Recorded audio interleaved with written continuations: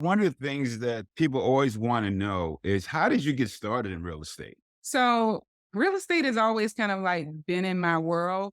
I grew up as a teenager. I watched my dad change lanes. He decided that he wanted to build my mother a house, and that spurred him into building several houses for my mother and also other people. And then he went into the commercial building.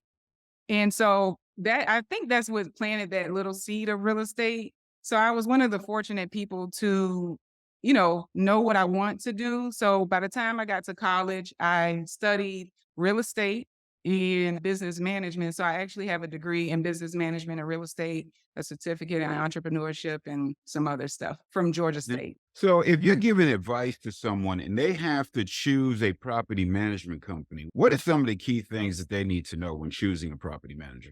There are a lot of things that you need to be aware of when choosing a property manager, but I would say the most important things are you really need to know who you're working with. You want to be able to trust that individual. You need to be able to know their management style. You want to be able to know what your contract state because it may be times you have to pull that contract out and know exactly what to expect from that management company. Okay, good, good. So, what are some recommendations on setting rent in a competitive market? You know, rent can be one of those things that you may not always be able to hit it on the head. But what I always tell people is go out in the areas that you're in, look at your comparable properties. You can do a tour at any apartment complex and see what they are actually offering, especially if you're buying like a value add class D, class C, and you know you're going to have to do some renovations. Before you do those renovations, go into those other units and see what your market is bringing. Also, your property manager should also know, hey, in this specific area, one bedrooms that have these type of finishes, two bedrooms, etc., they rent for this range. And so you want to be able to be as close to that range as possible. Don't overshoot, and definitely don't undershoot, but just making sure that you actually verify what your market is doing because we have some clients that will they had an agent to sell them a property, and the agent told them, "Hey, you could rent this one bedroom studio. You could rent this one bedroom or studio for $2,000 a month." This actually just happened with the 10 unit that we're managing. And the gentleman comes to us and he said, "Yeah, my agent sold me on this. It's going to be able to rent for $2,000 a month. It has 4 vacant units." And we pulled the comps, and I'm like, "You're not going to be close to $2,000 a month. It's actually going to be high end 1450 depending upon those finishes." So that was when he had to rerun numbers, and that's $550 difference from what his previous numbers were. So that totally changed the ballpark of what he thought he was going to be able to do. So just really getting into the market and actually knowing exactly what the units in that area will rent for. That's good to know because I tell my students all the time, do your comps before you submit that LOI. So that's a good lesson for someone to learn.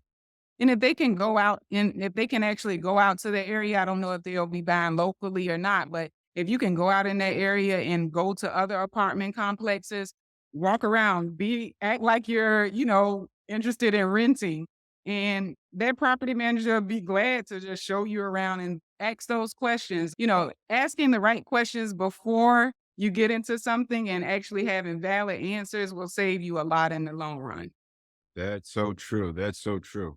So, as far as your company, what do you do as far as marketing and advertising to get new tenants in the properties you manage? Our marketing process is we start with the product. We don't market the property unless it's in the condition that we want it to be seen in. A lot of people will bump their head because they want to get that rental rate as they want to get that rental income, excuse me, as fast as possible. So sometimes they rush to put the property out there and the property is not ready. And what we find is that if you put a half done property out, you're telling prospect tenants, oh, just envision. People don't envision. They need to see what product that they're actually going to be getting. And it actually will set the tone because if the first 2 weeks that their property hits the market, you should be under contract. You should have a LOI signed and saying, hey, this is going to be your new unit. If you have do it and you don't show the property in the way in which you want it to be received, the people that could have been your tenant, they may be like, they didn't care that the unit wasn't clean. They didn't care that the blinds were raggedy. They're not going to care when I have, something that needs to be addressed. And so those tenants are now gone to your competitors and signed a lease there when they could have been your tenants. So just take the extra time and make sure that when you're going to do your marketing, that the properties are in the condition that you actually are willing to sign a lease today. And That's true. then just making sure that your property management company is, using the avenues to ensure that the property is widely seen. That could be either via social media, and then you have, I mean, the internet age we're in, you have rentals.com, Trulia, Zillow, obviously Zillow is the heavy hitter. You want to make sure that they have agreements with all of those large companies so that your property can be seen on apartments.com and things of that nature.